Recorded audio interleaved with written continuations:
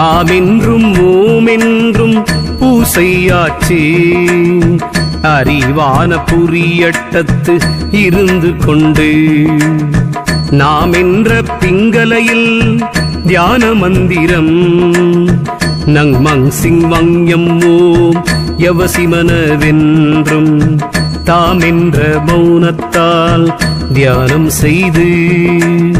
சதாசிவமாம் சுழிமுனையில் தானும் நின்று காமென்ற பரவெளி